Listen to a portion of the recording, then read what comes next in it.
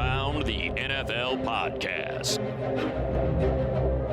Insert generic money tag here.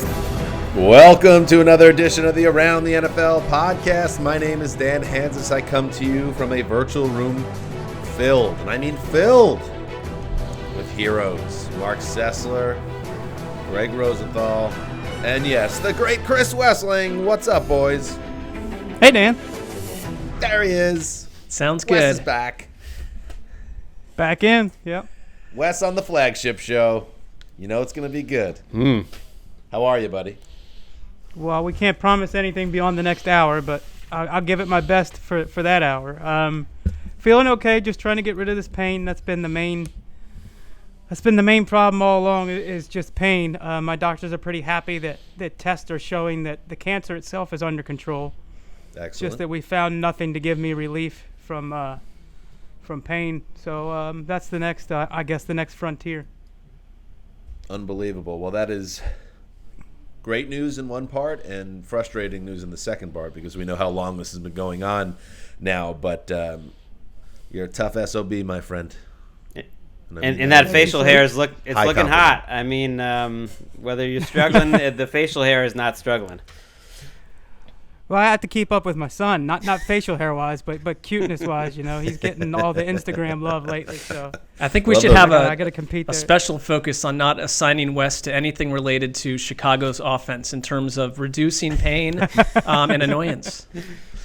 That feels fair.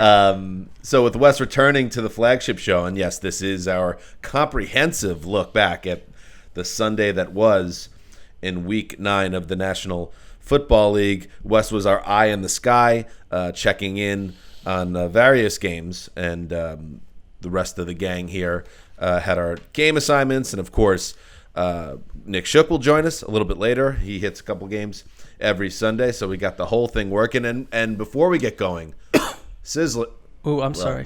Yeah, Sizzler, that, the cough button didn't hold. Well, that. no, that You was a disaster, and that's the second time I've been completely embarrassed, on live air, if that's what you want to call it, with a cough. We could edit it out, but we won't. No, I know we will not. Like, I understand where this is going. Apologies to the hundreds of thousands of people that were dismayed by that. That was gross. And yeah, you mentioned the numbers of listeners. That's a nice segue, Marc. Good recovery, even if it was accidental. Ricky, come in here real quick. We did our first recap of Week 9 was Thursday Night Football. Packers-Niners tilt that was sleepy, to say the least, especially if you were a fan of the team up there by the Bay. And this happened during the grips of the presidential race and the counting of the ballots. And we wondered at the end of that brief recap if anyone was listening, and to send us a little hashtag. And I happen to be wearing a Godzilla t-shirt. So Ricky suggested, why don't you make it Godzilla? If you're still listening at the end of the recap, hit us up on Twitter. Well, it turns out by Saturday morning, hashtag Godzilla was trending in the UK. So Wow.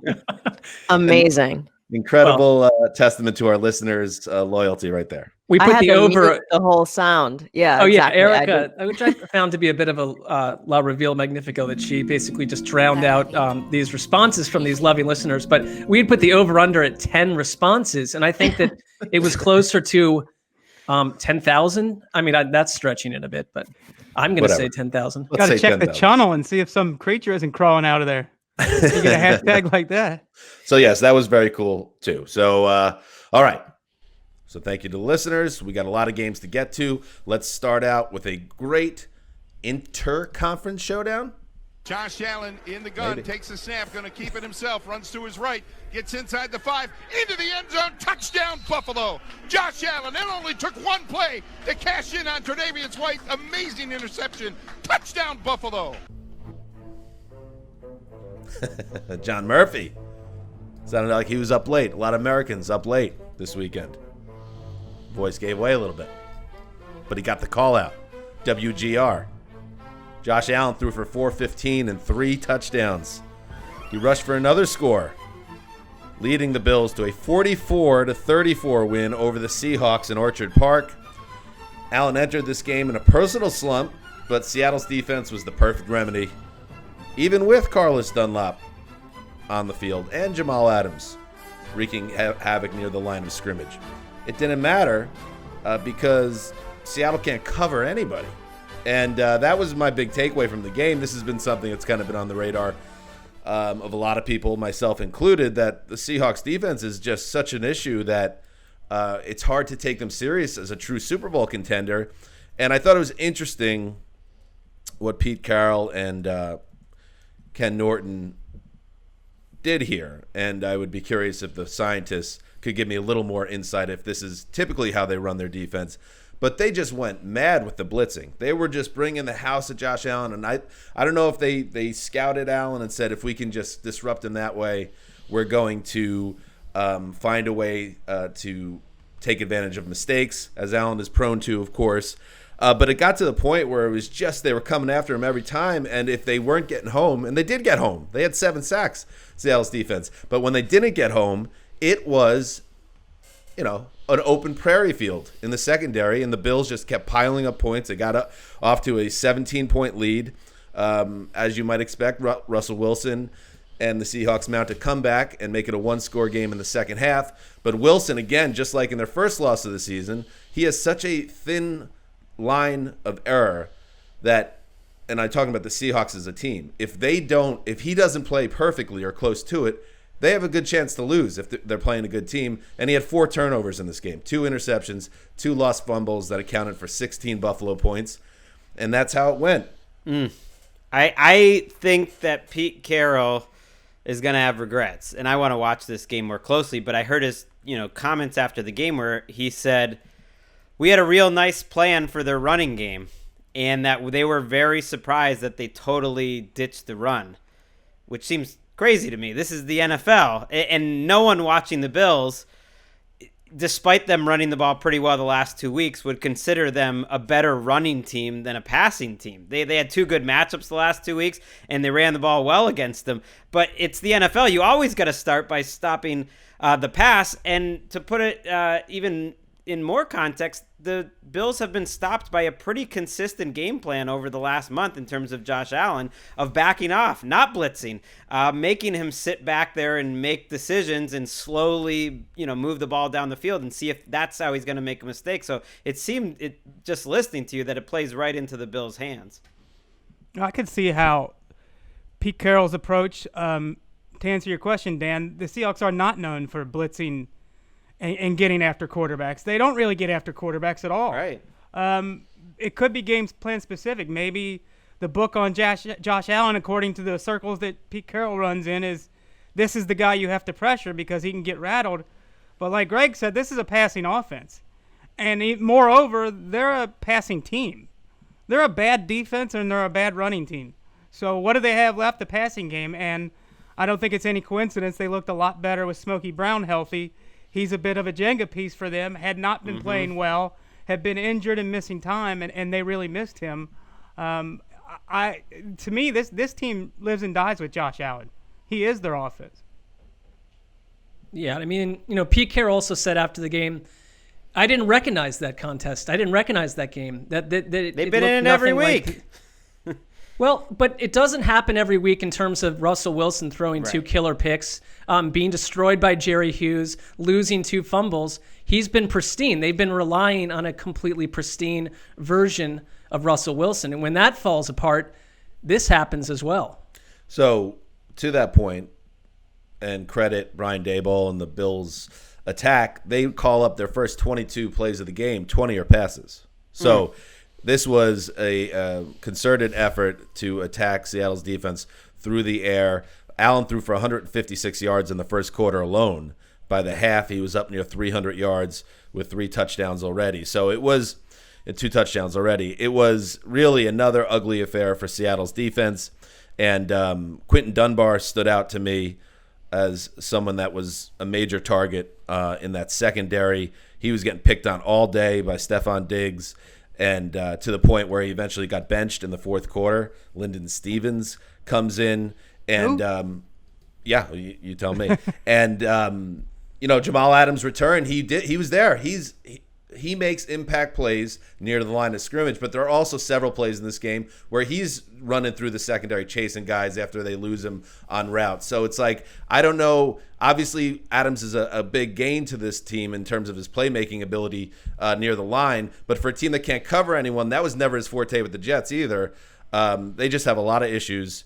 And for the Bills and Josh Allen especially, after those 4 great weeks and then 4 so-so to bad weeks for Allen, to get back here and now be 7-2 and being in control of the division, you got to be feeling very good.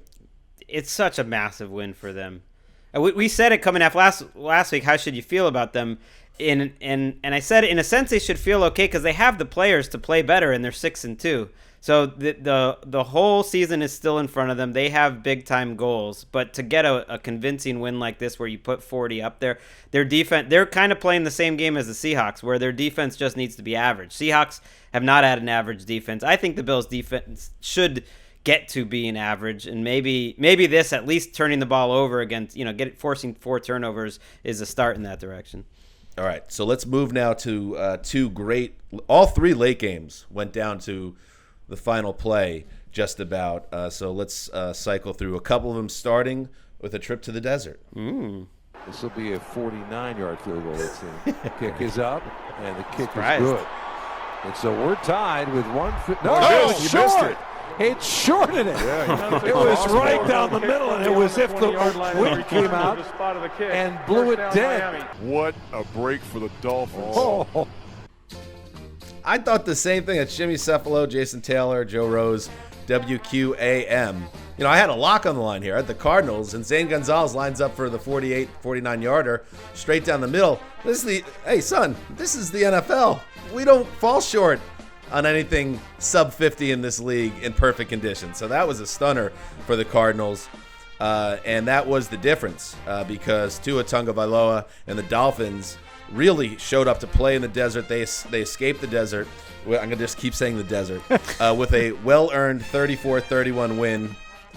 And that's 4 straight wins for the Dolphins, Greg. I mean, unbelievable. I made a little sound going into it because wow, the Cardinals Dolphins making it all the way to the 2nd spot in the show, but it deserved it. I've had a bad streak of picking bad games coming into these Sunday. I've had a lot of clunkers, so this one was good. This one maybe gets me on a winning track here because it was one of the most fun games I've had to watch all year. Tua good one versus Kyler, and Tua Tagovailoa, I think, has to make Dolphins fans so excited. And we can go into kind of the strategy of what went into that field goal attempt and everything that happened in the last couple of minutes, but I want to take it back to the end of the 3rd quarter. It was 31-24. The Cardinals were rolling. It felt like maybe the Dolphins had given their best shot. They're backed up against their own goal line. It's 3rd and 9, and after that point, Tua had one of the best drives I've seen all season by any quarterback. A 3rd and 9 where they come after him, they get the pressure quickly, they get the matchup they want really quickly, and he throws a perfectly accurate throw to Hopkins on 3rd and 9 to the right shoulder, or else that might have been a pick 6, but it was so accurate, he gets it done. Then another 3rd down where he evades a number of different Cardinals rushers, looks athletic, picks up the 1st down, has a 17-yard throw to Parker, and then down towards the goal line, he makes an athletic play just kind of with a twitchiness that makes you feel like, wow, this guy has got some of his juice back in his legs, and cap the drive with a beautiful touchdown pass. And that drive just made me feel like I already felt like it when they made the decision because I think they have to see what Tua was all about. But that drive was kind of the moment where it was like, well, of course this was the right move because they need to have this guy on the field and see what he can do the rest of the way. And he is already showing the type of potential that he has in a game like this. I mean, that 17-yard run that he had Right. was electrifying. And, we were up here where you're watching all these games at the same time. And I thought that, lost in last week's Miami victory was the fact that Tua just did not look good at all. I mean, the whole offense didn't. I think they want to surround him with a strong run game, and they are battered at running back. They just can't do that right now. And so a lot of it falls to him. And today was such a positive step. And, Dolphins fans have gone decades without a quarterback to root for. We all know that, post Dan Marino. you saw something today. And I think it goes beyond just Tua, too. This is a mentally tough team. They're really well organized. They do something with special teams every week. And every time I look up Emmanuel Ogbah, who was a cast-off in Cleveland, is making plays. It's a bunch of guys who probably the average fan has not heard of, but will hear of soon, because this team is intriguing. They're 5-3. They are a threat. Yeah, Gregg mentioned that you have to see what Tua has this year, just because you have to make a decision next year at quarterback. But I thought it was interesting. Go back a week, and Jay Glazer with Fox Sports reported that the Dolphins made this decision for this year. They believe that Tua gives them a better chance than Ryan Fitzpatrick the rest of this season, and that was eye-opening to me, because you just don't see this situation in the NFL. You see a lot of times where the team isn't good, so why not go with the rookie? But the Dolphins were playing well, reaching their peak in an open AFC East, and they decide to go with a rookie because they think he's better. And, there was also another report connected to Tua that circulated this weekend. ESPN's Adam Schefter reported that the first and second round picks the Dolphins have acquired from the Texans played a role in the decision to start Tua. As crazy as this sounds, they have enormous draft capital at the highest level of the drafts this upcoming spring, and they are not ruling out the idea of going after another quarterback if they don't like what they see from Tua. So they want to get him on the field as soon as possible, which all makes sense. It's also kind of mind-boggling because he's played 4 quarters, and now it's like he's playing for his job. Although somehow. They made that report even before he got the starting job, to be fair. But it totally makes sense, right? Yeah. But didn't it popped up again this weekend, though? Maybe it was phrased differently, but People, it was they the fact that started that's out there it. right now. Yeah, he Roto-World, for some reason, noticed it a week later. And it makes sense. And I think it's because you got to see him play in a game to know. And I'm sure they love what they saw today because he's crafty. I mean, and that's not Beastie Boys song. He doesn't necessarily, have every trait that you look for in a number 1 overall pick. His arm is not stronger than the NFL average. He said he felt like he was running in quicksand today. He's not slow, but he's definitely not a run first guy. But man, his decisiveness and his way he keeps his eyes downfield and the way he made defenders miss too as a runner, even if he's not like the fastest guy, and just kind of a feel for the game that is hard to define from a quarterback. It looks like he has that. And some of these quarterbacks coming into the league, they just seem so much more ready than they've been. I mean, crafty can also mean a very high ceiling. I think Ben Roethlisberger and Phillip Rivers are crafty. Teddy Bridgewater's crafty too on a different state. But that's the type of quarterback I think Tua is going to be. And man, I'm not going to say he outshined Kyler Murray, who was unbelievable, but in the end, he got the better of him. I mean, Patrick Mahomes is crafty. That guy does something crafty every week. Right. I'm going to get on Cliff Kingsbury for the second time in 3 weeks for being a little gun-shy in a big moment. Didn't love bringing out Zane in the first place there. Yeah. That game felt set up for Tua v. Kyler, and these two guys were going to settle it. And I kind of thought that Kyler Murray, after they fell behind there on the Jason Sanders field goal, the second one, that he was going to lead him down the field to score. And they got a little bit of rotten luck, the Cardinals, where they kept on falling short of the first down marker by a yard or so. It happened on 3 different occasions. It led to a turnover on downs.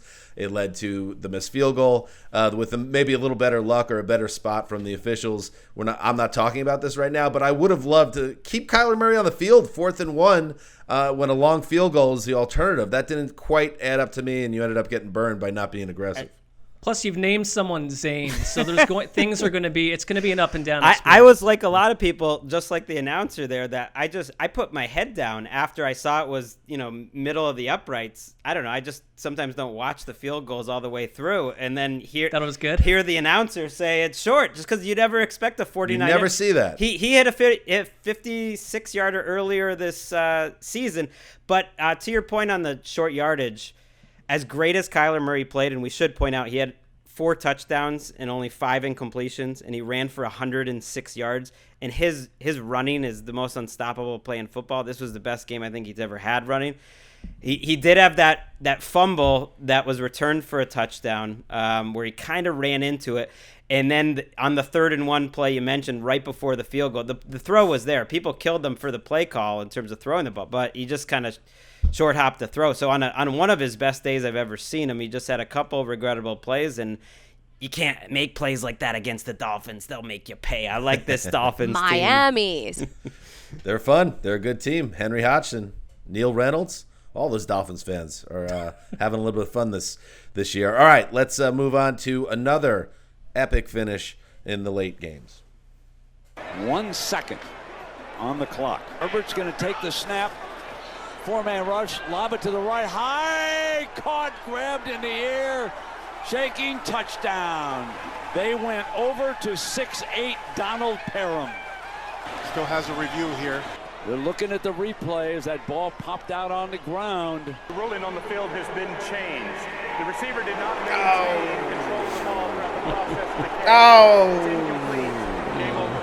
Jackpot! Vegas wins, baby! Brent Musburger. That's his call. Jackpot. Vegas wins, baby. KRLV. Yes, for a moment it looked as if the Chargers would finally have a storybook ending of their own in the final seconds, but no. Lucy pulled the ball away from Charlie Brown once more. Raiders 31, Bolts 26 in Hollywood Park.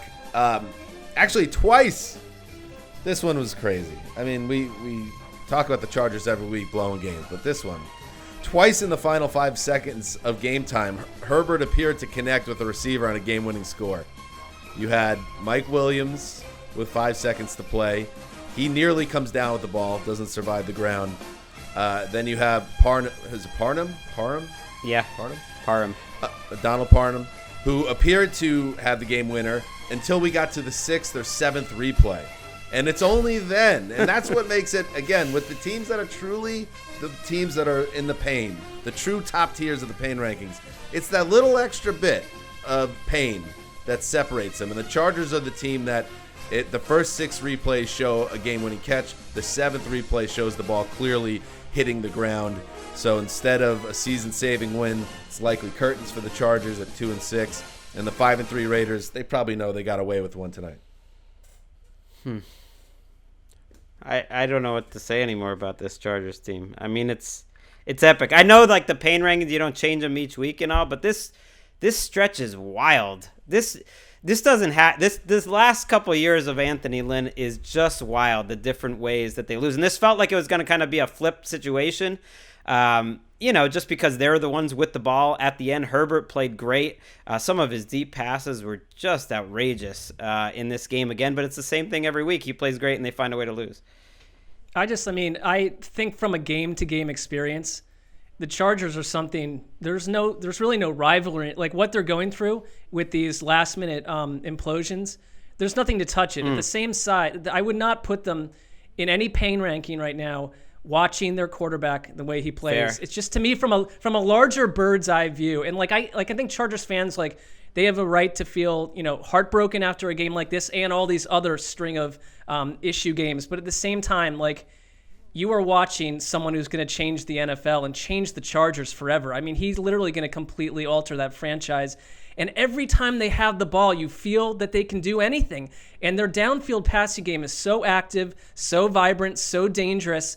I thought they gave the Raiders a complete run for their money and could probably beat any team in the league if they were, I think, frankly, a little bit better coached with some of this last-minute stuff. I mean, and it probably puts ownership into a weird position to see, depending on how the season ends, because now you have like a precious jewel at the center of your offense. You want to treat it correctly. You don't want to be in these game situations where you don't trust the coaching staff. So they've got to prove to ownership that they can pull these games out. You got the rest of the season to do it, but the DNA tells us they cannot so far. Yeah, I totally agree with you, Mark. I know I think about sports pain a little bit differently than most people, because when you've got Justin Herbert, and maybe he's not Dan Marino, where he comes in and you haven't seen a quarterback like this before in your entire lifetime as a rookie.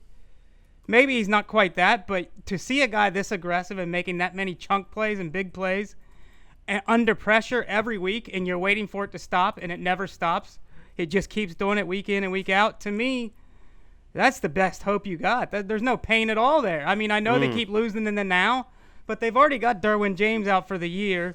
They're not going to be a Super Bowl winner. To me, this is a good feeling team just because of what you got going on in the most important position in sports. I know you guys, that's a nice viewpoint to have from 35,000 feet, but if you're living and dying with your favorite team, you're not feeling too hot right now. You're right. I agree. Justin Herbert changes the trajectory of this organization. We had talked about it when they moved to LA. Like, who do you build this team around to get people excited? Well, there he is, Justin Herbert, the 22-year-old who's doing it week after week. But, I mean, that is the big picture. The small picture is that this season is, in what's too many seasons as a Chargers fan, do you have regrets about how games end? The fact that they're piling up week after week. And Herbert, as great as he's played, like it's incredible. I think he has 1 win and 4 losses, and he could easily be close to undefeated right now. But they just don't know how to close these games. Let's give a little bit of credit to Isaiah Johnson. Because he is a second-year cornerback for the Raiders. He's the one that knocked the ball out of Mike Williams' hands in the end zone. And then with 1 second to play, he was involved with knocking away from Parham, too. So he played a major role in the Raiders, a team that no one is in love with, but you have to respect that they're 5-3 halfway through the season, and they're going to be around in the playoff picture to the end. That's what I think. Anyway. I like them. I saw Derek Carr make a couple amazing plays. We all, the diving, put his body into peril for his team, the way he dove over that one player. I mean, just making a couple money throws downfield. I feel like my opinion of Derek Carr has sort of been the same. I've been disappointed with him for a really long time. It's going to take a little bit more for me to get out of that headspace entirely. But this year's version of Derek Carr is what Raiders fans have been saying he's been when I've never bought into it. I mean, this is a tough quarterback. I will not even try. Just go on with your sound effects. I am Derek. I think it's.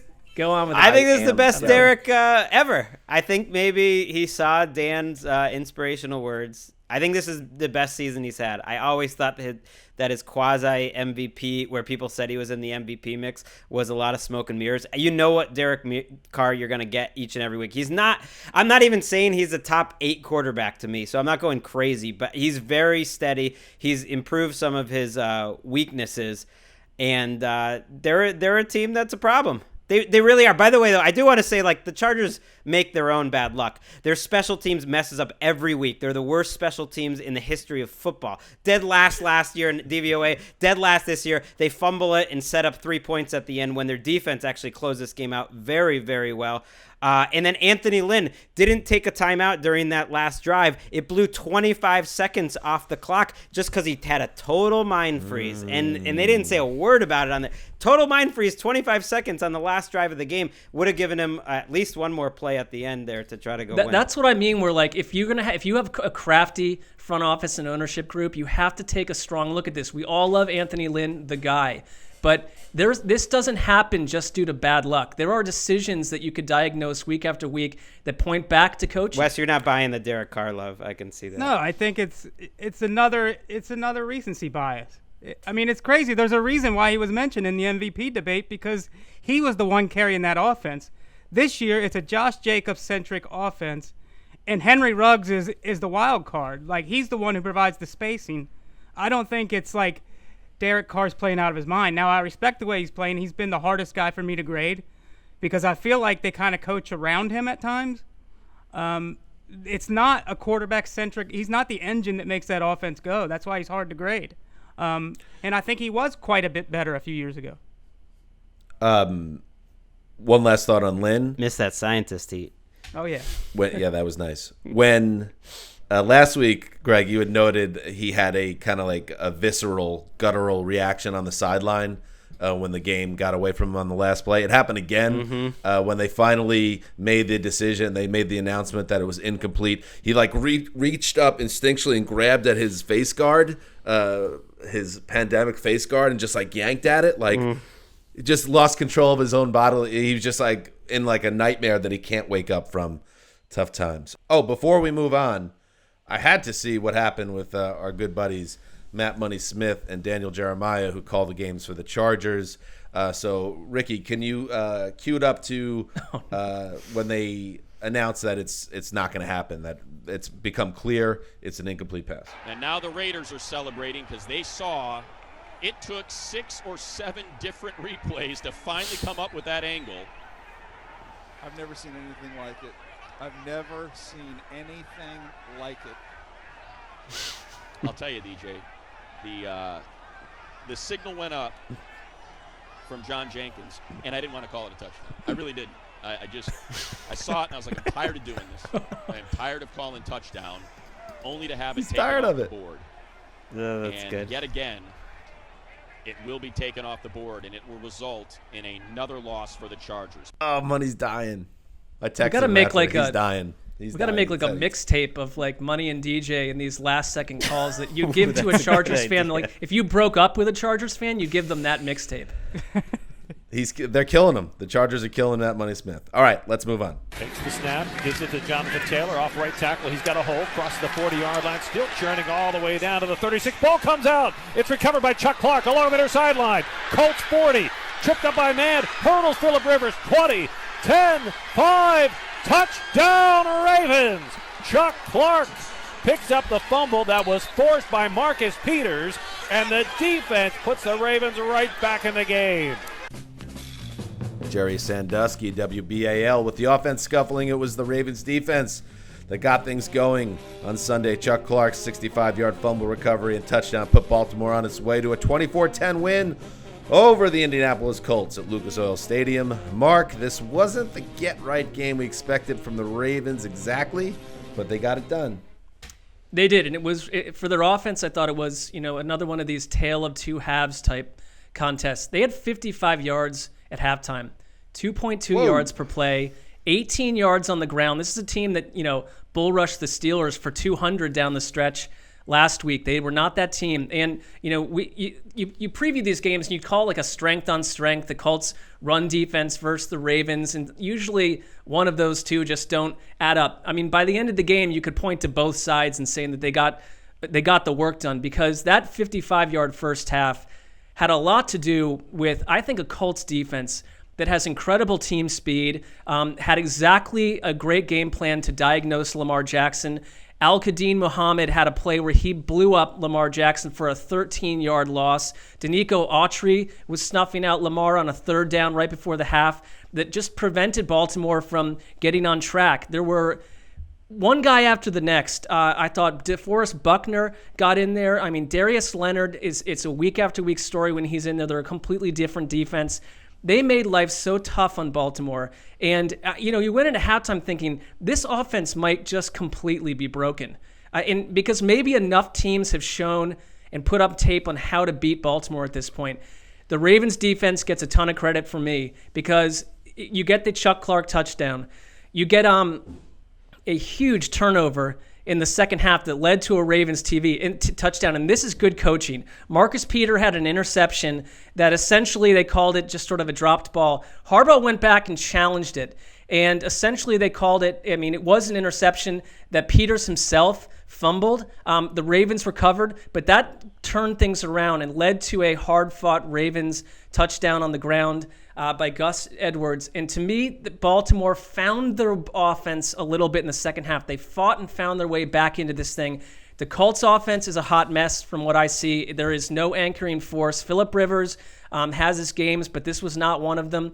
They really struggled. His longest completion was 21 yards. So as much as the Colts defense nearly gave this game to Indy in the first half, I think Baltimore's defense showed up to be the one by the end of the game that kept a really sinking offense alive until they found some life themselves. That Peters interception call to me was the play of the game. Yep. That changed everything, and it was a very shaky call. I think you ask the average sports fan at a bar how that should be called, and he would say incompletion, not interception. It was a very shaky call. Give the Ravens credit because they completely shut down the Colts after that. And to me, we can blame Phillip Rivers again, but they've got the same problem they've had all year.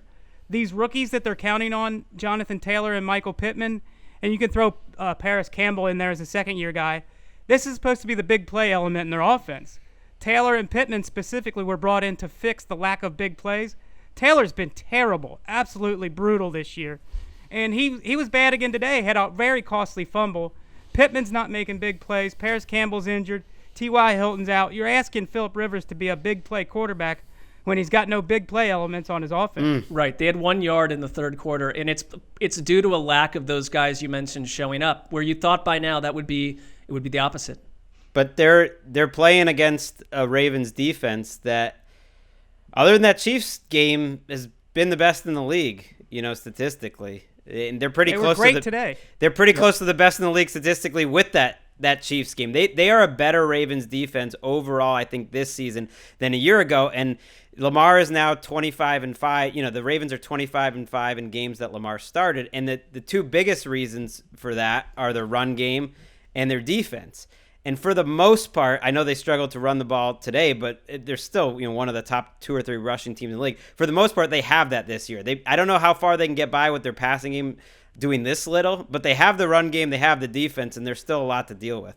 Jonathan Taylor did not receive a carry after his first quarter fumble until 6:15 to play in the fourth quarter. He finished with a season-low 6 carries for 27 yards. The Colts averaged 3.5 yards per carry as a team.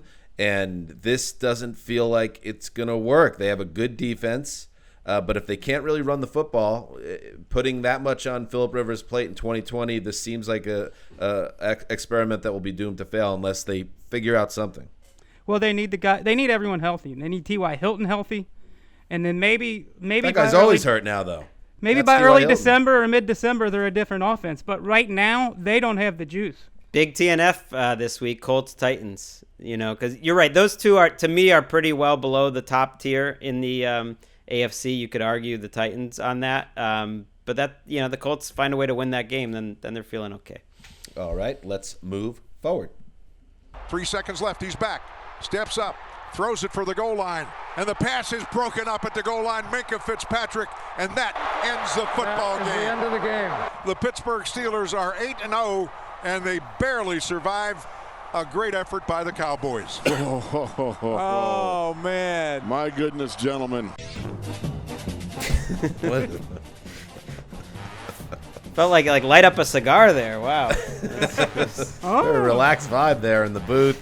Minkah Fitzpatrick put the finishing touch on a strong game by breaking up Garrett Gilbert's desperation end zone heave. The deflection allowed the Steelers to escape Jerry World with a 24-19 win. Marc, when we previewed this game, we talked about the possibility of a Steelers blowout of biblical proportions. What happened? Well, I think, when a bunch of talking heads get together and make predictions, they often go wayward. This went completely wrong. I think that, Garrett Gilbert's a little bit better than people planned for. And, this was Pittsburgh's defense all year long. They have been getting to the quarterback and causing total havoc. That didn't happen in the first half here. And Pittsburgh's offense just looked completely out of sync. Maybe Mike Nolan, I don't think it's ideal that you say my offense or my defense will start to look like what it's supposed to be in weeks 8 and 9, but 2 weeks in a row, they've looked pretty solid. A guy like Leighton Vander Esch, to me, I'm seeing some speed. I'm seeing a little hint of the old Leighton Vander Esch of old. Neville Gallimore, their third-round pick, had a huge game today. And Big Ben, he looked to me seriously injured when he had that knee hit in the first half, and he rallied. This is sort of the experience of Big Ben. He has these injuries, and then he has sort of the flashy hobbling around and makes the heroic throw. And he had a touchdown drive right before the half that probably saved the Steelers team. Came back in the second half, didn't look totally impacted by it, but it just sort of lessens what Big Ben can do, I think, in general. I would point to Jalen Smith, though. This is someone who's not going to enjoy watching film this week. Cowboys linebacker Jalen Smith. Dallas was up 19-15 in the fourth quarter. Aldon Smith had a fumble recovery of Big Ben and was racing down the sideline. This probably could have given Dallas a legit chance to win. Jalen Smith was nailed with illegal contact, wiped that out, and the Steelers go on to a field goal drive that gives them a 19-18 lead. They then, with 4 minutes left, Jalen Smith is hit with a killer roughing the passer call on 3rd and 10 that would have ended a Steelers drive. The Steelers go on. Little ticky-tacky, I thought. I thought it was ticky-tacky, but it's still, if I'm going to go by what Romo says, they basically said you cannot do what he just did. And so a lot of these calls feel ticky-tacky to me. This is not 1976. They don't allow them to exact punishment like they did in the past. But that was a killer flag that led to the Deontay Johnson or the Eric Ebron touchdown when, minutes later Deontay Johnson had that 42-yard catch and run, which was really the first big play that Pittsburgh had. And then they just hung on. I mean, this was not the Pittsburgh performance that you'd want. What I think they did effectively, though, was that when Garrett Gilbert had a chance to really give the Cowboys a game-winning drive, they went 5-man rush. They got in his face. They made life tough, and they destroyed him on 4th down. And he had one chance at the end, to do it. And I think Gilbert showed them a lot. He looked better to me than Andy Dalton did in that one game.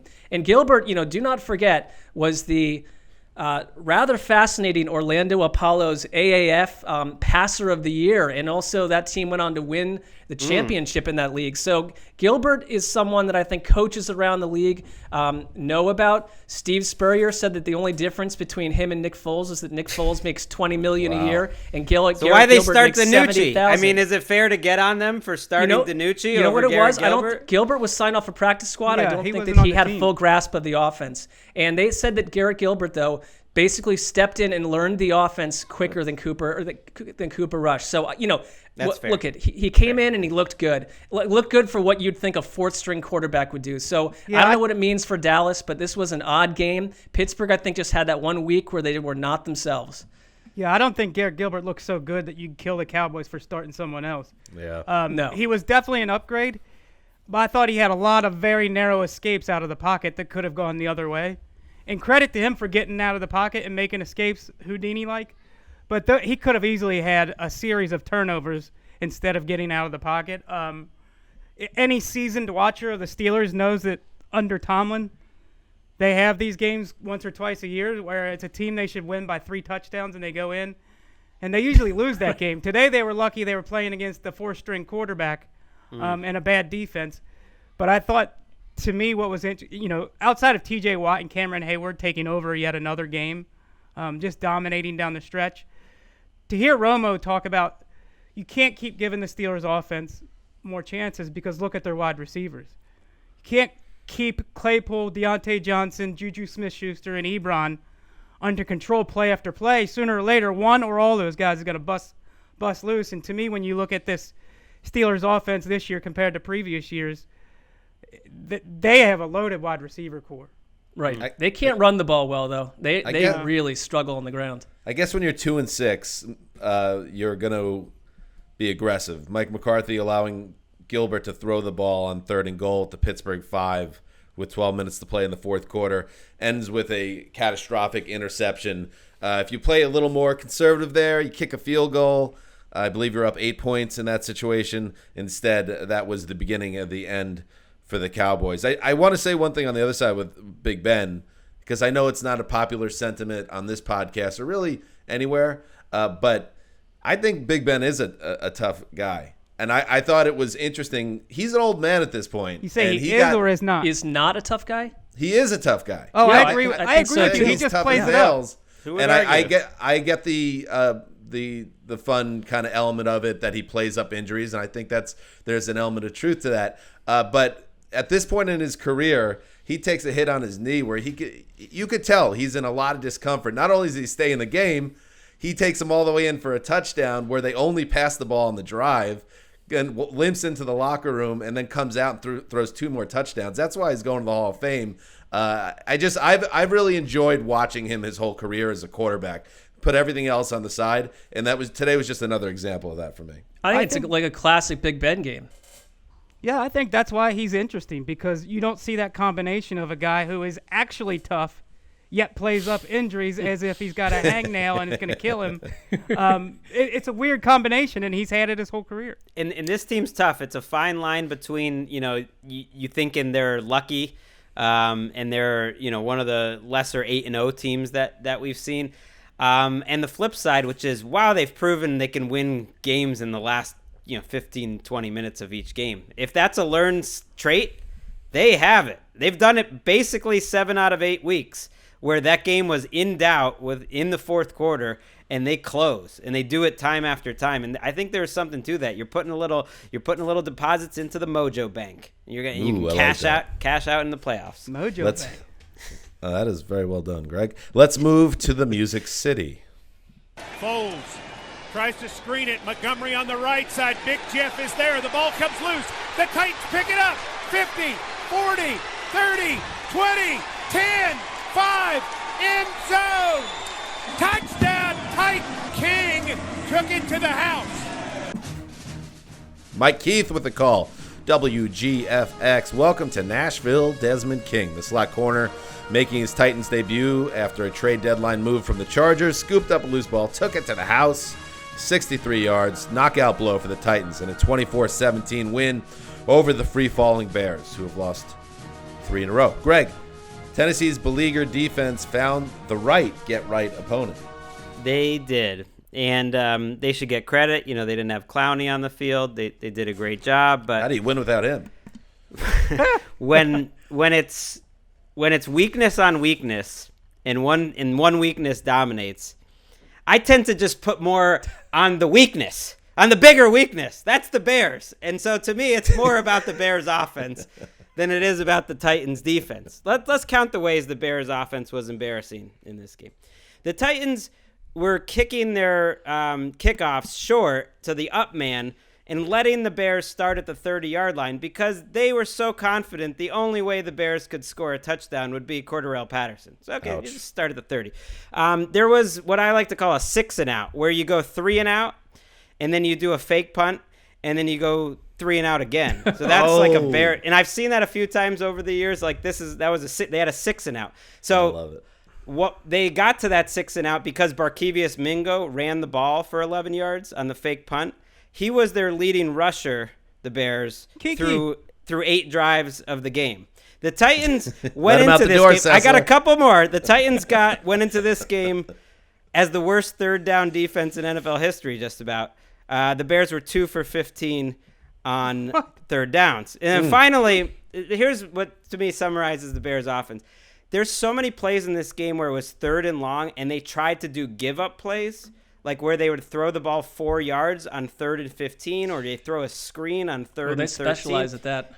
But they couldn't complete those. Those guys were covered.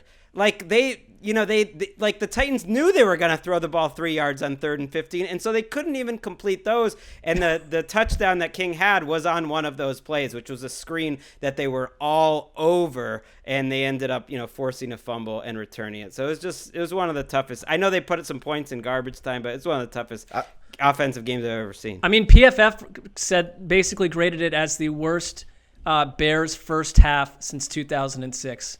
And so I had people telling me, hey, look at Foles' box score. It's the same as Justin Herbert's. No, it's not. No, it's not. Don't tell me things like that. Don't tell me that when I have to watch this offense week after week, that is reducing my joy of football. And if you're a defensive coordinator studying for how to stop the Bears, are you done by Monday night? Have you figured it out by Monday night? I can't believe Bears fans did that to you and came in your mentions like that. I would imagine most of them would be disgusted. Well, I labeled them that they had quickly moved right back into the painfully annoying zone, which they specialize in every week. And it's like there is no growth, no development with the players here or the scheme. It's all devolving. And so, I mean, if they stick around with this, they stick to this coaching staff after this season, if I'm a Bears fan, you get a little bit close to that Chris Wesseling zone of I might have to ignore this team until they show me that they actually are striving for competence. I like the idea of ignoring this team. I would just like to point out, aren't there 2 different levels of incompetence going on with this Bears offense? You have the normal incompetence, which is every week. And then you have today where they were without, 4 starting offensive linemen? Yes. You have to at least point that out. Yeah, that's absolutely fair. But you can also point out, the Titans had 12 transactions on Saturday. 12 transactions related to COVID-19 and injuries and practice squad. They're missing their left tackle. Roger Saffold got hurt their shoulder today. Their first-round pick, Isaiah Wilson, comes in there. He was struggling. They didn't do well. They had 7 3-and-outs and 11 drives. They actually were outgained in this game by 150 yards.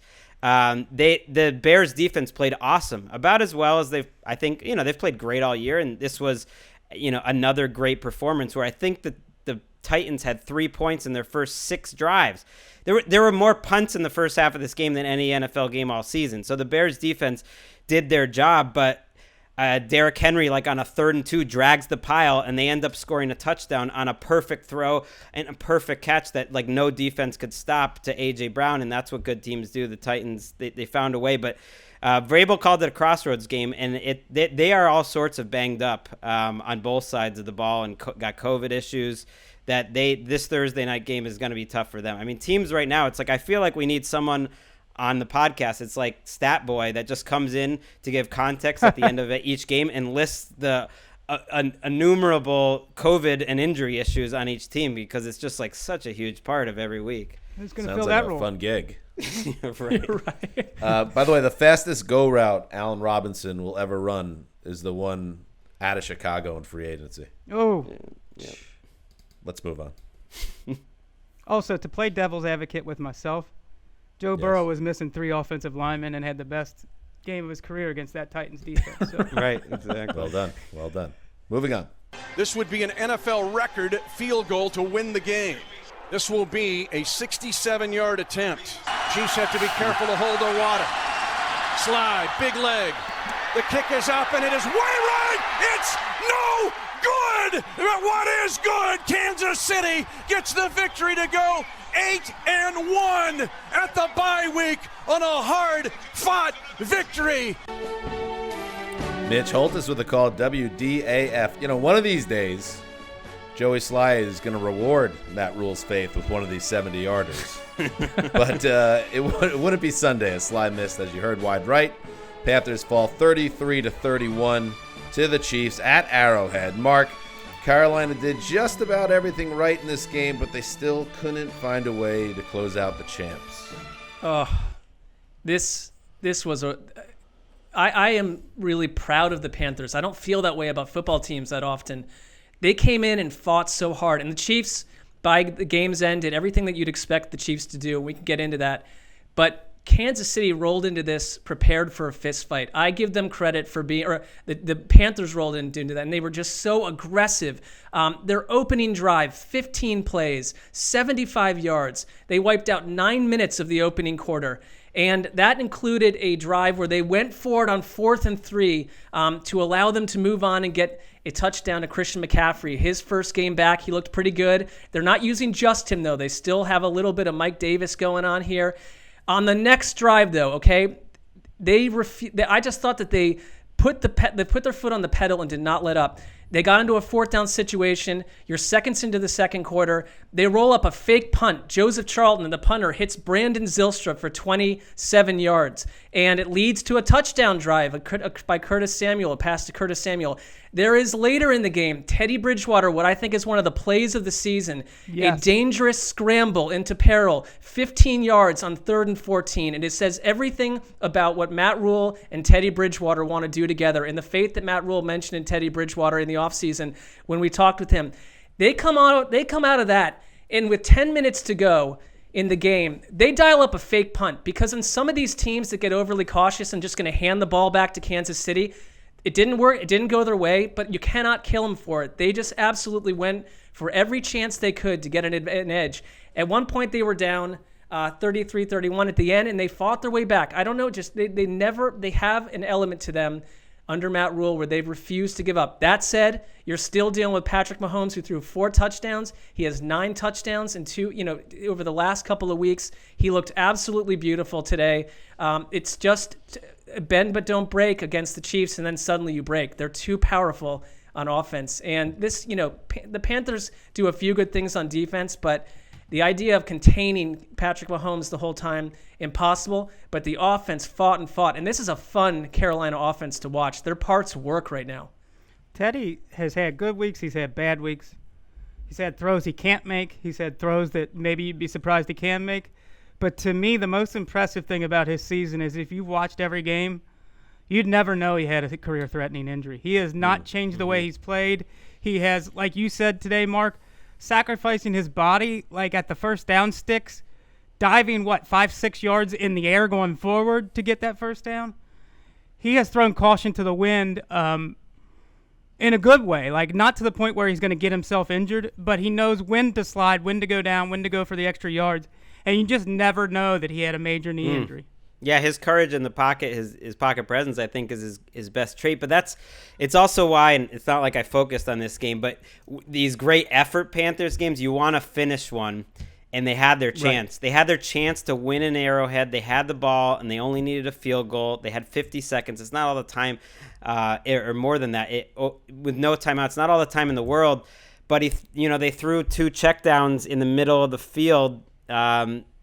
To start the drive, and it was almost over right there. And those are mental errors, and there's something he'll learn from. But a Brady or a Breeze, they're throwing those balls out of bounds because they know those 2 yards, throws over the middle ultimately kill you. And they kind of ran out of time there because I really was excited to hopefully see a Joey Sly winner. But you're not going to hit it from 69. Thought he had the distance though, Dan, but he missed it by about 10 this time he might have actually been cleared the crossbar, but it wasn't dead on this time. Yeah, Mahomes is just such a treasure to watch. He's now 32-8 in his career as a starter. He's got the MVP award. He's got the Super Bowl MVP. He is up to 25 touchdowns this year with 1 interception. And his numbers, Wes, give me an update where he is on your quarterback rankings, although I suspect I know where he is. He's at 67% completion percentage, passer rating of 116, and he's at career high marks in completion percentage, touchdown to interception ratio, and passer rating. Is this the best you've seen him look? No, I think his first year as a starter when he was the clear-cut MVP, I think that's the best I've seen him look. He's been number 3 most of the season in the QB index. I think Aaron Rodgers has had a better season. I'll have to look because he might pass Russell Wilson, who's had 3 turnovers in, 2 of the last 3 weeks. Mm-hmm. But Aaron Rodgers, to me, goes to number 1 on the list. All right, let's keep moving. 13-yard touchdown run, and the Jags are a 2-point conversion away from a tie with 1:30 to go. Here they go for the tie. And here's the snap for the deuce. A throw right side, and incomplete. Too low for Chark, and the Texans lead by 2 with 1:30 to go. Marc Vandermeer with the call, KILT. So close. Jake Luton. So close. The Jaguars rookie nearly pulled off the comeback in his starting debut, but that 2-point conversion attempt to DJ Chark, no good. Texans hold on 27-25. Gregg, Houston has shown an ability to keep any team in a game this year. Add the Jags to that list. Yeah, they've shown an ability to beat the Jags. They're 2-0 against them and nobody else. This game I think can be best described by explaining the exploits of Josh Lambo. Didn't think I was going there, but it was a Lambo type of game. Early missed extra point. Oh. Ends up mattering a little bit when you have to go for 2 at the very end with Jake Luton, who spent about 25 seconds celebrating his touchdown on what should have been a legacy drive. And then, I don't blame him. He's a 7th-round rookie who played pretty well, and then realized we got to go for 2 and totally short-armed. If there is such a thing as getting nervous and your shoulder feeling a little heavy, he threw it in the dirt, nowhere near his receiver on the 2-point conversion. But that wasn't all of Lambeau's contributions. He had a 59-yarder in this game. How about that, Josh Lambo? Not bad. And he went out of his way to get in the middle of 2 other guys who were fighting, which I've never seen a kicker do. 2 guys kind of join, and then Lambo comes in there instigating. And if you look at him, it's not too shocking because Lambo, and a lot of these kickers are jacked these days, but Lambo's another level of kicker jacked. So, he's like the Jaguars. A lot of fight, a lot of spirit, and they lost in the end. Very late Thursday, I was watching election coverage and decided it was time to put up my long-awaited kicker power rankings. And maybe Josh Lambo didn't see himself on that list and said, you know what, I need to start kind of putting myself out there. Missing a PAT is not going to do it, but where was Jason Sanders? Jason Sanders was snubbed because Young Wei Koo is so good at onside kicks, but I immediately regretted that when I was watching the game also, today. Entries 2 through 5 were a split-up sentence explaining that no one's going to knock out the Ravens kicker from number 1. Well, it's not Justin to get off Tucker topic, one. Sanders has hit 20 straight now, including a couple bombs today under pressure. All right, he's number 8 now. Okay, are you happy? But number 2 through 5 is kept empty out of respect for Justin Tucker. I think that's only fair. Before today, I would have had Chris Boswell higher on the list, who only had one bad year really in his career and has been a tier 1 kicker outside of that one bad year. He had a rough day today, and that may have been his line's fault because I think it was Tyrone Crawford who was coming through the line every single time on the kicks. I mean, I can hear Texans fans out there being like, "We never win a game." Can you guys are just talking about, hey, this is what happens when 2 1-6 teams go against each other. The difference to me was Deshaun Watson ran the ball today in key situations and scrambles. He had more rushing yards than any game he's had since the week 17 of 2018. And I've been waiting for that. He's so athletic and he just doesn't take off. And sometimes you need to, and he did it a lot of times on third down. He was very sharp overall. And Jake Luton had great numbers, made some good plays. Was lucky that he only had 1 fumble and 1 interception. It could have been more, and was playing a team that lost their two of their 3 best pass rushers to COVID and their best cornerback, Bradley Roby. So it's not a good Texans defense, and they definitely had some mishaps today. But for a rookie quarterback, he looked quite good. He had a nice day. Let's check in on 2 more losing teams. 1st and 10 from the 30, handoff. Dalvin shakes a tackle at the 25, and the race is on, and is loose. Touchdown! 70-yard touchdown this time by the best in the business, baby, Dalvin Cook. Ooh, spicy. Paul Allen brings the spice. I think Paul Allen's the best in business. KFAN. Dalvin Cook, yes, superstar. Vikings running back. Listen, come after me if you want. I think he put himself on the MVP radar on Sunday with his second consecutive 200-yard game from scrimmage, which included the game-icing 70-yard touchdown sprint and a 34-24 win over the Lions at US Bank Stadium. Dalvin Cook, he scored a touchdown in every game he's played. He has 4 games this year. 4. We're halfway through the season. Where he scored at least 2 touchdowns in the game. He is one of those guys, one of those and it's actually a great conversation. And obviously, what Paul Allen feels about this. When you talk about who's the best running back in football, CMC, obviously, he needs to be in the conversation. Alvin Kamara needs to be in the conversation. And obviously, I think Dalvin Cook needs to be in the conversation. I think that's the big 3. If I'm missing throw Derrick Derrick Henry in, maybe. Okay, if you want to put Henry in there too, I would have him just below, but I get that for sure. Reigning rushing champion, and he is a monster. But anyway, he for the Vikings to get back into the playoff picture, and I was talking about it on Thursday that I harbored some type of hope, however psychotic it is, that the Vikings are actually going to get back in the playoff picture in the NFC. Cook's going to have to be this type of special guy like Adrian Peterson was in 2012. By the way, the last running back to win MVP in the NFL. He was with the Vikings, of course, in that 2,000-yard season. He's going to need to go bonkers the rest of the way. And what's happening here, Wes, and I know Kirk Cousins is always a subject of fascination, but maybe not as much in the past this season because his play has come down and he's just seemed like just another guy. But this is kind of what happens when your running back is playing this well and you get things calmed down, and Cousins can just operate in his own little realm and do his little play action game, and you don't put too much on his plate, all of a sudden those 280-yard, 3-touchdown, no turnover games start to pop up again with him, and that's what he's been. He's been kind of back to good Kirk Cousins the last 2 weeks.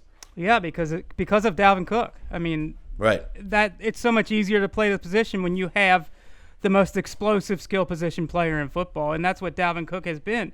The way he ran last week, 166 yards after contact, according to Pro Football Focus. That was the best I've seen any running back look all year by quite a bit.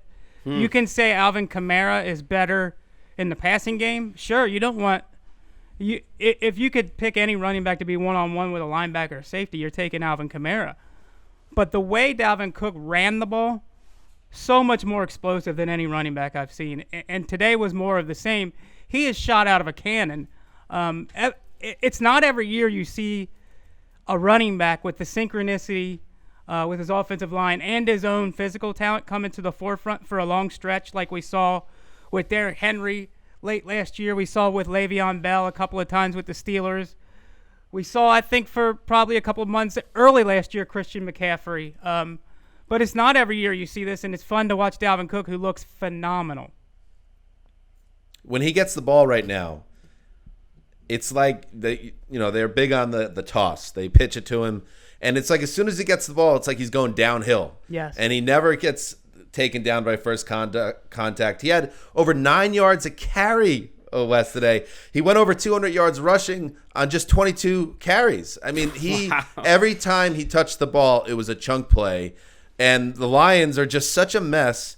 There's just no progress with this team. And you try to start to get a little excited around them when they had that mini winning streak and you saw their schedule and you said, okay, there's a chance here. But they're right back to square one. And Matthew Stafford obviously he's having a really tough season for a lot of reasons. And he has, speaking of COVID-19, it touches all these games. He didn't practice this week because he was in the protocol, even though he wasn't infected with COVID, but he was in the protocol because of close contact. But he comes out and he's up and down with the rest of the team before leaving with concussion for a concussion test. I don't know if he actually got diagnosed or not, but Chase Daniel finished this game. I mean, just a really bummer of a game for the Lions and the Vikings. They're hanging on the periphery with a schedule that is not too bad. Looks pretty good. The Bears are the only team with a winning record in their next 4. And that's next week, and that's the Bears. So they at least have a chance to win, 3 of those 4 get to 500. In the NFC, that might be still uphill sledding. But I wouldn't put it past them. I wouldn't put it past them getting right back in the mix and then Kirk Cousins having like a bad week 16 and then they aren't going to make the playoffs. Right, but to your point about Cousins, like the environment that he's in, the 3 games they've won, I think he threw the ball 14 times, 20 today and maybe 21 the other. You don't have to trust Kirk Cousins if you can do this. That's what Mike Zimmer wants, right? Exactly. And Kubiak. It reminds me a little bit of what they do to Baker Mayfield in Cleveland when they're playing well, which is don't have this guy throw the ball 40 times, same offense. Same with Kirk Cousins. Paying him a lot of money. All the money should be going into the bank account of Dalvin Cook right now. All right. Wes, any final thoughts before we hand off to Nick Shook? That was the best hour I've had in weeks. I enjoyed talking ball with you guys. It made me forget about a lot of things and just get caught up in reality. And it was a fun hour. Thank you guys for the escapism. Oh, Same, that's awesome. Wes. We love you, bud. It's always better when Chris Wesseling's around. All right, Wes, have a good rest of your Sunday. And now we welcome in Nick Shook. Shook looking big. Somehow you look even bigger. I don't know what's going on with the bod, but it's completely out of control, and that's a compliment. I appreciate that. Just the weekly work, Dan. It's the grind. It never stops. And all those other gym-isms that I can just feed you, even though I don't subscribe to most of them. Put out a book already. Let's get that thing going. All right, let's move on. Shook helped us out with 2 games. Let's start with one in A-Town. Is that a thing? Here's Ryan going to put it up for grabs. Jones is wide open for the Atlanta touchdown. Wes Durham with the call, WZGC. Good call. Matt Ryan and Julio Jones are in a vintage groove of late. The veteran QB threw for 284 yards and 3 touchdowns, including that 21-yard strike to Jones. The Falcons roll to a 34-27 win over the Broncos, who can't get out of neutral. Shook. The Falcons have played pretty well since the Youngry 2.0 era took hold. Yeah, I don't want to say necessarily that firing Dan Quinn was the answer, but it definitely, I think, woke the Falcons up. But really what really happened was they got a lot of key guys back on defense, and they've played well in the last few weeks. I know we've talked about it on the podcast before. I know Gregg's tweeted me about it. They look like a different team because of the reinforcements they got, like Keanu Neal and the continued improvement of some of their linebacking core. Foya Olukan, something like that. I always struggle with his name. He's a really exciting player to watch. And for the most part, that's all they really needed. I mean, when they played earlier in the season, their offense did enough. They just couldn't do enough defensively to kind of even things out. And today, they got stops early. They stifled Drew Lock and the entire Broncos offense, and they used that to score a bunch of points and build themselves a lead and managed to hang on. And I think if you, in any football game, if you take that kind of approach, you're more than likely going to win. They almost falconed it away, but not this week, not in Atlanta. Well, but you know what? The Falcons are falconing. This is what the Falcons do. They start out slow. They totally bury themselves, and then they go on a run that makes Arthur Blank think they turned the corner. That they do it every year. Literally, their defense, it's always the same script too. It's the defense especially starts poorly and then comes on. Now they've started this little run a little earlier. If it wasn't for that ridiculous Todd Gurley, touchdown that he scored by mistake, they'd be 4-0. And 3 of those 4 wins would be fairly convincing, which is hard to do in the NFL. I don't care who you're playing. They're a pretty good team that at least for the national games, they'll be on the rest of the way. And they do have a few. It's like, I'll watch this team. That's the like low bar I want a team to clear. They're going to clear that. To your point, the Falcons are 3-13. If you combine the first 8 games of the last 2 seasons, 3-13. And they're 7-2 in the back 9 of these 2 seasons. So, I mean, I don't know how I think that's the point you're making, Greg. I don't know how this really helps the organization because you're not getting a high-end draft pick if you keep this up, but you're also instilling some sense of hope and you make the games on a base level. And Mark, you and I have struggled, and of course Nick as well, have struggled with this with years. You would sign off if your team was just fun to watch, and sometimes you win, sometimes you lose, instead of just getting your ass kicked year after year. So the Falcons make things interesting to watch, but they're not actually, moving in a positive direction, it seems. It's kind of funny because a few weeks ago we were talking about trade everybody, trade Matt Ryan, trade Julio Jones. Well, you can't trade Matt Ryan because it's financially prohibitive, but people talked about it. And now that they've actually kind of figured out who they are a little bit, that's like the last thing on anybody's mind, and rightfully so. And today he made the most of not having a fully healthy receiving core, missing Calvin Ridley, but he was spraying the ball around to all kinds of different guys. Olamide Zaccheaus, Russell Gage, among the group of guys who got involved. He had a touchdown pass to Julio Jones, who ran a beautiful post corner that left the safety looking for his jock strap, if those are still a thing.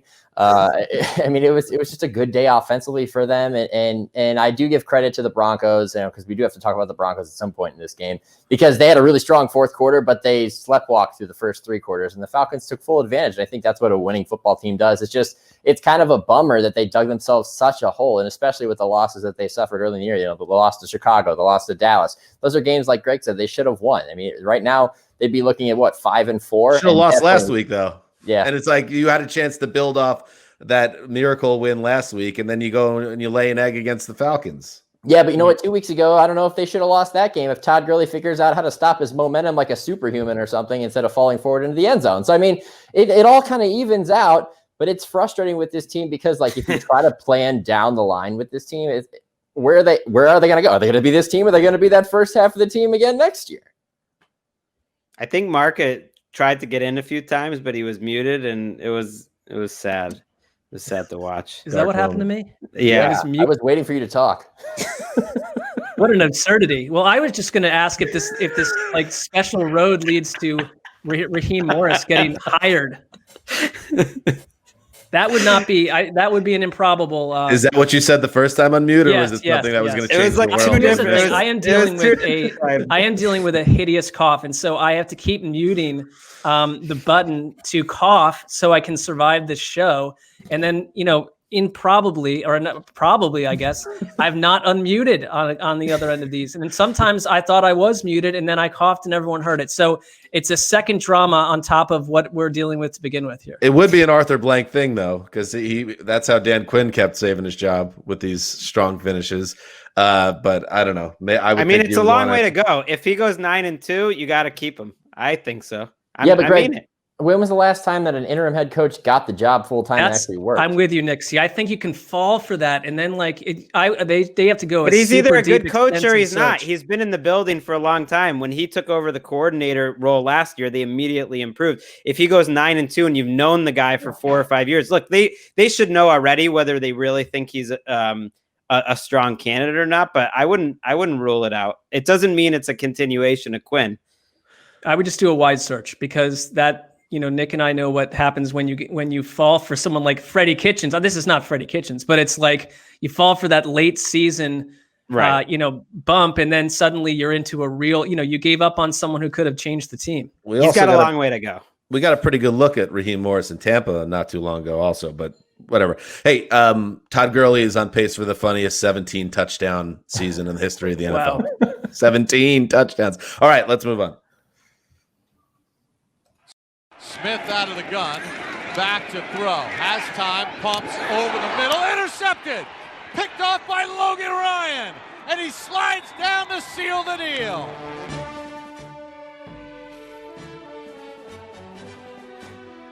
Interception sealed the deal for the Giants, who nearly blew a big lead but managed to hold on for a 23-20 win over the Washington football team. Shook, this was another game that featured an ugly lower leg injury for a Washington starting quarterback.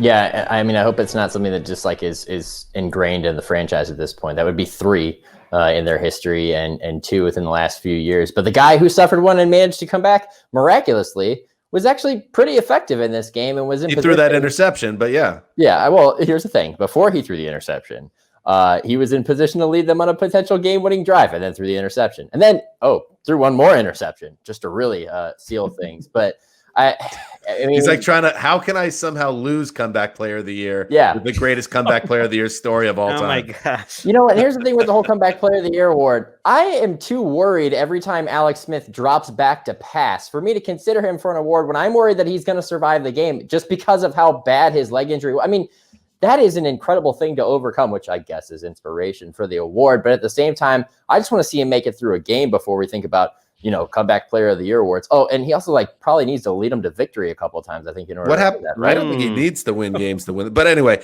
what happened to Kyle Allen exactly? He suffered what was it? A broken ankle. It was pretty gruesome. He was carted off the field afterward. And yeah, that's and so. Well, the they big did question mention is it wasn't quite as serious as it looked. That there, you know, I don't know what the full diagnosis is, but it wasn't as grisly in terms of the actual injury.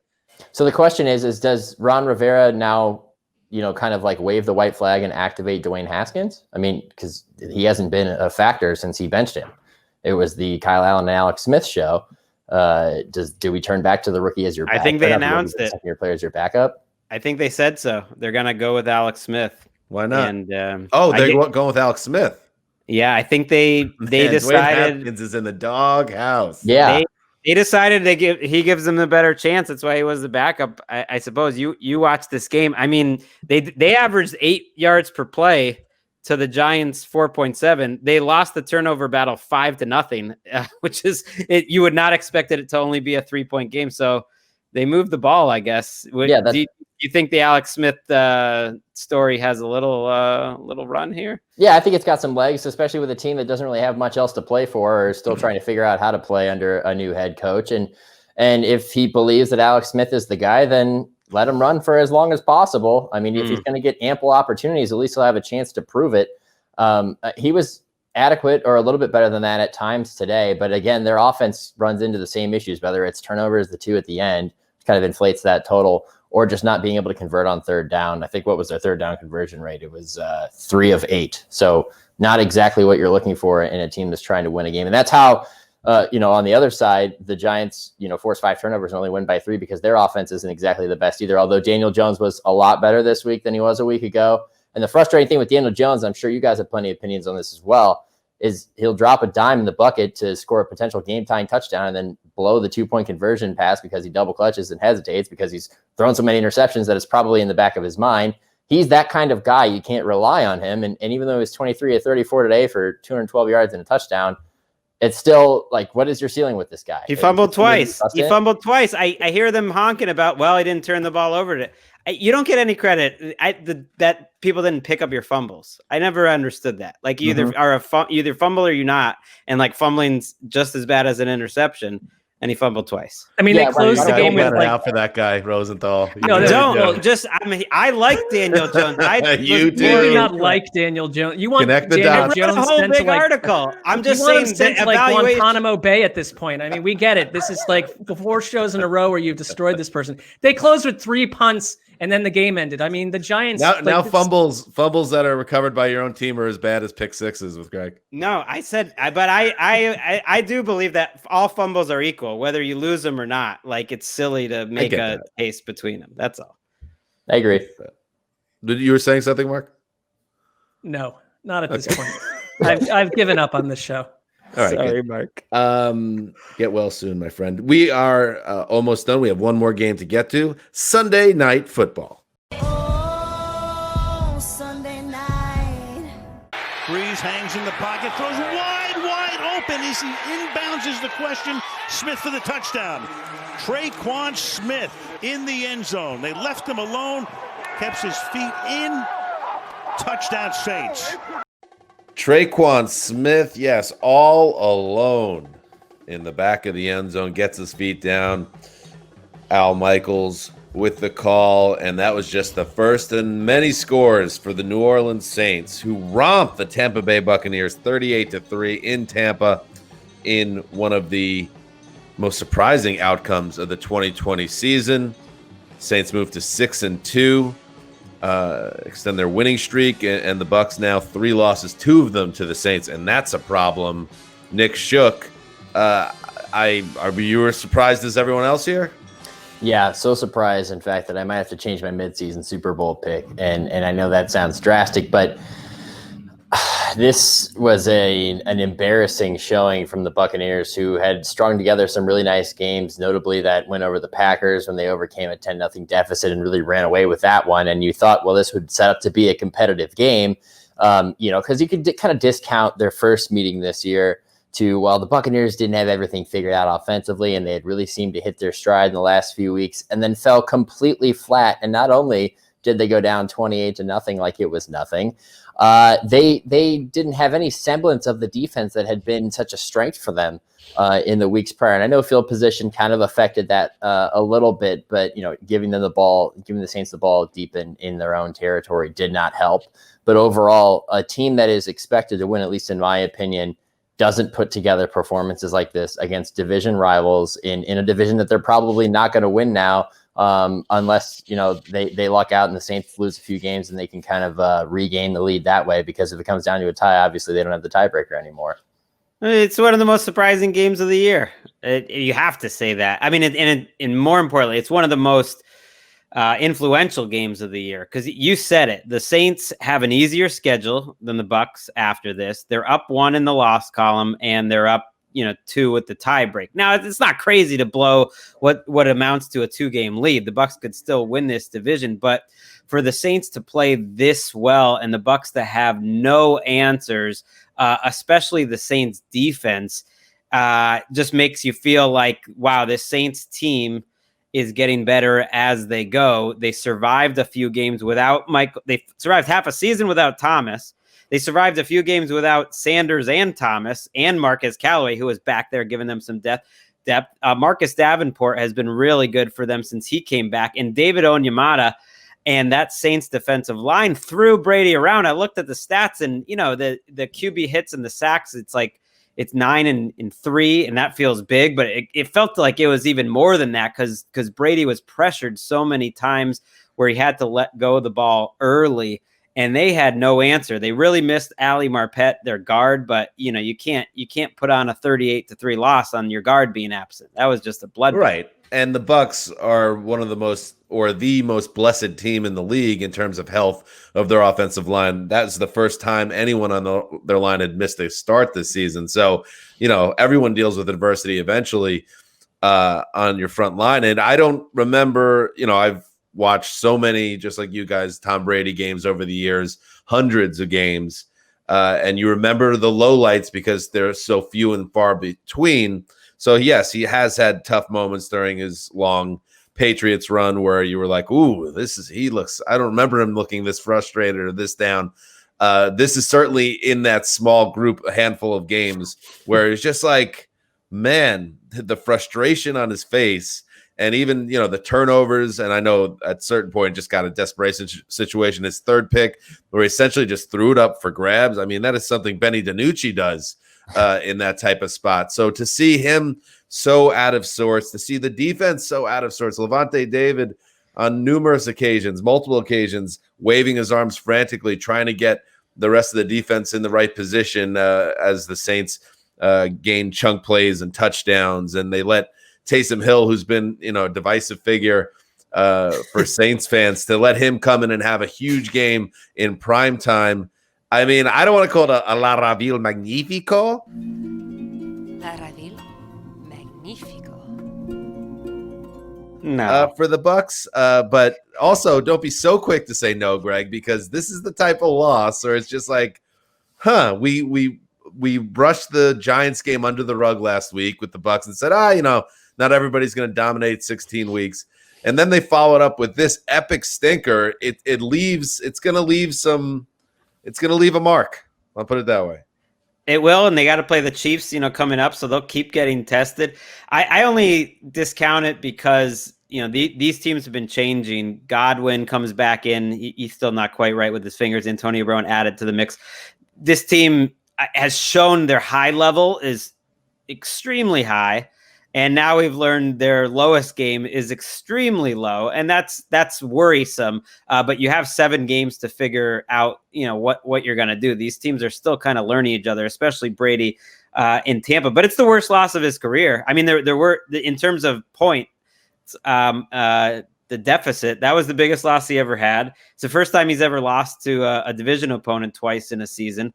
So we were hitting some uncharted territory. And we didn't think the floor was this low. No one expected them to have a floor way down in the basement like this.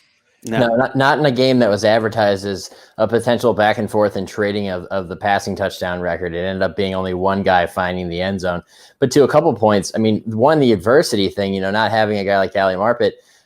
If this is what your contending team, if this is how they perform when you have a situation where you're dealing with some adversity, that's extremely concerning going forward, because there's no guarantee. In fact, there's probably a guarantee that you're not going to be 100% or near 100% healthy once you get to the playoffs. And you're probably going to run into a team like this or this specific team again. I can't trust this team in a playoff matchup with the Saints. I know it's really hard to beat a team 3 times in 1 year, but after what I saw tonight, combined with what I saw in week 1, I mean, I got to take the Saints, not necessarily running away, but I'm pretty confident in that pick, which is not where you want to see these Buccaneers end up. And then also it's just the fact that defensively, we've kind of praised in the last few weeks how Todd Bowles has helped them, whether it's schematically or personnel wise, has helped them kind of reach, I don't know, what might be their peak in hindsight by the end of the season. Makes me wonder, did you try to get too complex? You talked about all of the confusion on the field with Levante David trying to get guys in place. That's not something that should be happening in week 9. You should have a lot of they sat back, though. Felt like, if anything, they weren't as aggressive as they normally are. If Bowles has a weakness like Rex, like a lot of these like Dennis Allen on the other side, frankly, where they're a little bit of a game plan defense. When it goes bad, sometimes it goes really bad. But they actually felt a little less aggressive tonight, and Breeze played really well. We should give most of the credit to the Saints for just putting it on them in all 3 phases. Breeze made great decisions. He was so calm when he did get pressured, just like evading the free blitzer, throwing open. Taysom Hill was awesome. Like, everyone on their team made plays for him. Deontay Harris, Sanders, everyone on their team just dominated. And it's worth pointing out, the Bucs have never been in any big games. None of these guys as a team have ever been in a big game. And the Saints have been in a billion big games. I mean, but your quarterback's Tom Brady. Right. I'm just saying this team, but they're a team. They're a team, and they didn't show up. And it's amazing. They've won 13-3 the last 2 seasons. And guess what? They're halfway there again. They're probably going to win 12 or 13 games, New Orleans. And guess what? Drew Brees, for all the flaws in his game at this stage of his career, probably going to throw over 30 touchdowns and complete 68% of his passes. And the offense is going to be a top 10 offense, no matter what metric you're looking at. The Saints are going to be in the mix again. He's got Jameis. Jameis doesn't lose. Jameis doesn't lose to the Saints. Did you see that? I should mention Marc isn't here, by the way. Marc was feeling a little under the weather, so he took the rest of the night off, and he doesn't get to enjoy this Taysom Hill performance, because this is the first time Taysom Hill truly felt like he was unleashed in a way that really jacked up the game plan of the opposing defense. 2 defining things from this game that still really stick out to me. One, what do winning teams do when they're presented opportunities like takeaways? They capitalize on them. The Saints capitalized on every single one that they got tonight, whether it was field position or whether it was turnovers. They made sure that they turned that into points. And the other one, the defining plays or sequence of this game for me, when it was already out of hand, was Sean Payton having no respect for the opposing defense, putting Taysom Hill back there and running the same play multiple times to the strong side, a QB power, motioning a blocker from left to right and then from right to left, and just daring the Buccaneers to stop it. They didn't stop it. It got him inside the 5-on-1 possession. He ran it 2 more times in the second half on the same drive, and they didn't stop it then either. And I think that type of confidence, and also understanding that you've got your opponent in the palm of your hand, that's really, really an encouraging sign for the Saints. And I'm, I'll say it now. I think I'm back on the Saints train. I didn't know who they were early in the season. They did go through a few valleys and go through some struggles, but going forward, I'm pretty confident in this team now. Who, by the way, who gets more pissed than Al Michaels when there's a blowout?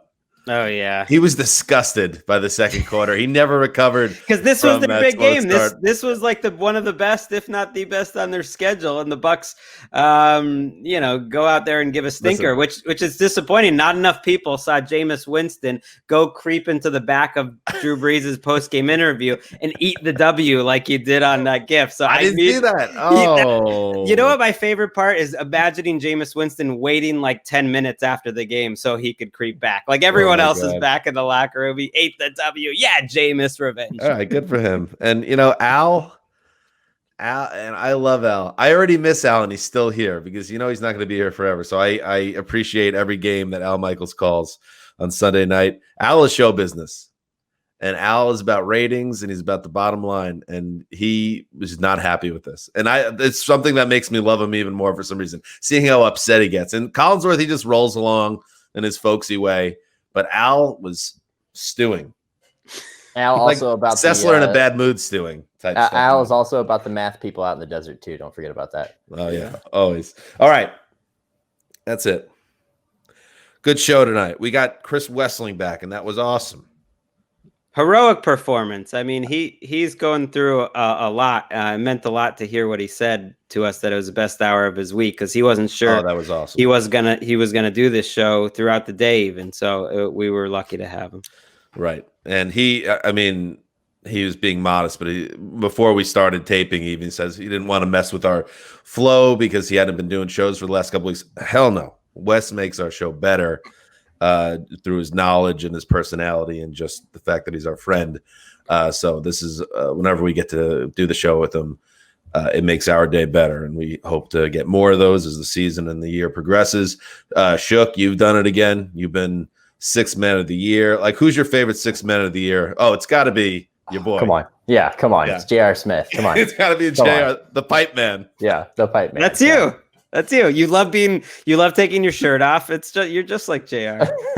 And yes, Marc, I'm feeling a little bit under the weather, but hopefully he'll be back with us on Tuesday as well. Thank you to everybody for listening. Until then, this is Dan Hanzus signing off for Quiet Storm, the old boss. Ooh, still don't have that Shook nickname locked down yet. Yeah. Working on it. The Quiet Storm, the mailman, and Ricky Hollywood behind the virtual glass. Until Tuesday.